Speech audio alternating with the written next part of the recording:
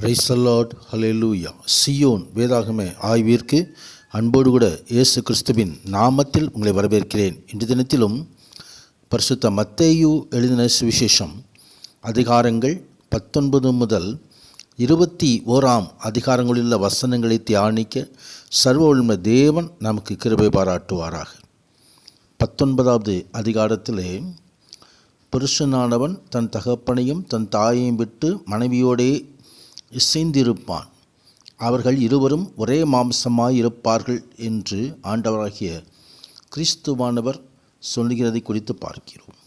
கர்த்தருடைய பரிசுத்த நாமத்திற்கு மகிமை. ஏற்கனவே ஆதியாகமம் புஸ்தகம் 2வது அதிகாரத்தில் 24வது வசனத்திலும் நாம் பார்க்க முடியும். இப்படி இருக்கிறபடியினால் இவர்கள் இருவராயிரமல் ஒரே மாம்சமாய் இருக்கிறார்கள்.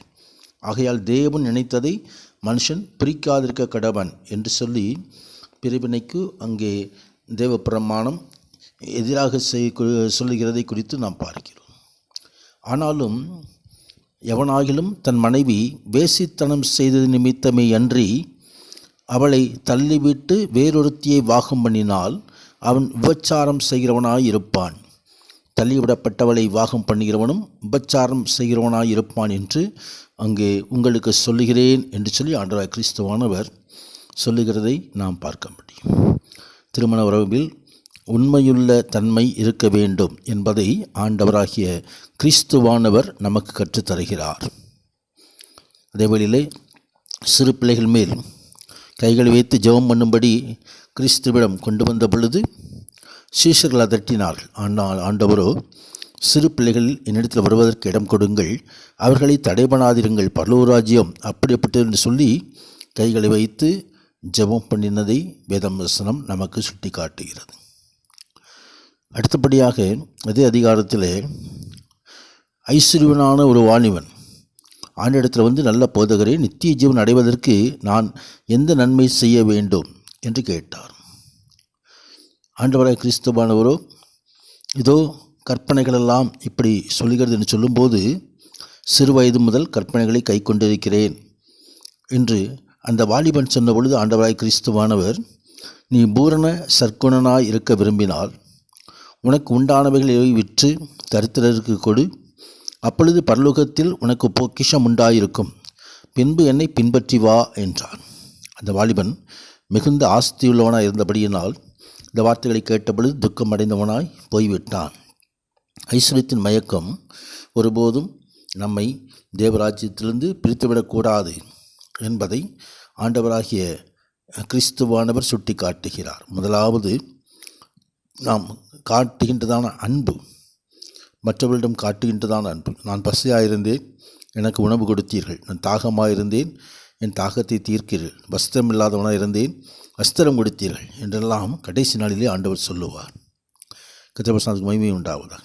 20வது அதிகாரத்திலே திராட்சை தோட்டத்தில் வேலைக்காரர்கள் பற்றி ஓமையை ஆண்டவராகிய கிறிஸ்துவானவர் சொல்கிறதை குறித்து பார்க்கிறோம். எஜமான் அங்கே வேலைக்காரர்களுக்கு அவர் கூலி பேசி அமர்த்துகிறார்.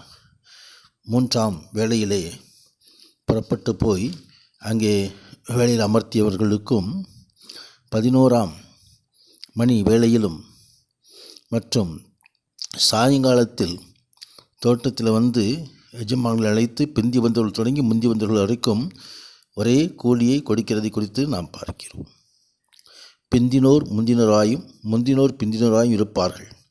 அழைக்கப்பட்டவர்கள் அநேகர், தெரிந்து கொள்ளப்பட்டவர்களோ சிலர் என்று ஆண்டவர் சொன்னுகிறதை குறித்து பார்க்கிறோம். தேவன் ராஜ்யத்திலே நாம் எப்படி உழைத்தோம் என்பதை விட ஆண்டவருடைய கிருபையை நாம் எப்படி பெற்றுக்கொண்டோம் என்பதுதான் முக்கியமாக இருக்கிறது.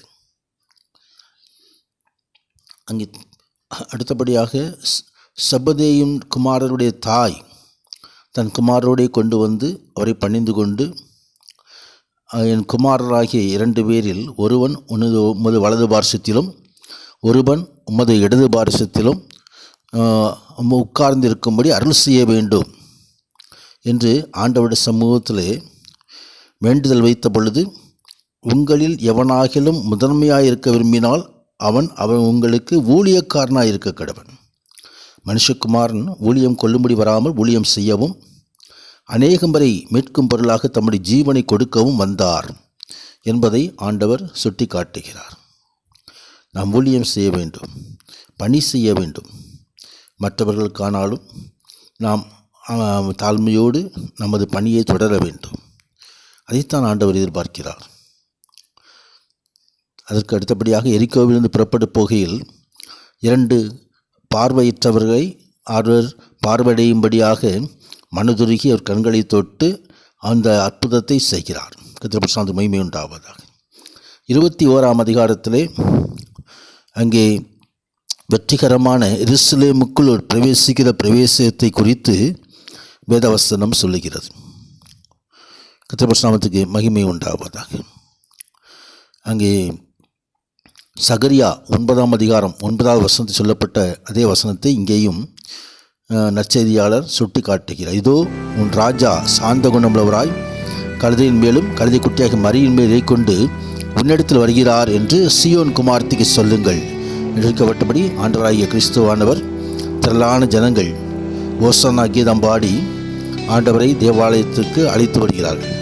தேவாலயத்திலே காசுக்காரருடைய பலகைகளை புறாவிற்கிறவர்களையும் ஆசனில் கவிழ்த்து போட்டு, என்னுடைய வீடு ஜெப வீடு, நீங்கள் அதை கள்ளர் குகைகள் ஆக்கினீர்கள் என்று சொல்லி கடிந்து அப்புறப்படுத்துகிறதை நாம் பார்க்கிறோம். ஆண்டவருடைய இந்த ஆலயத்தின் மீது வைராக்கியமாய் ஆண்டவர் செயல்படுகிறதை குறித்து பார்க்கிறோம். இந்த வாக்கியங்கள் எல்லாம் தியானிக்க சர்வ தேவன் தாமே கிருபை செய்கிற தேவன் இந்த வேதத்தில் உள்ள ஆசீர்வாதங்களை வசனத்தின் மூலமாக வருகிற ஆசீர்வாதங்கள் இன்று நாளிலும் கட்டளையிடுவாராக. இந்த பிரசனத்துக்கு மகிமை உண்டாவதாக. ஆமேன், ஆமேன்.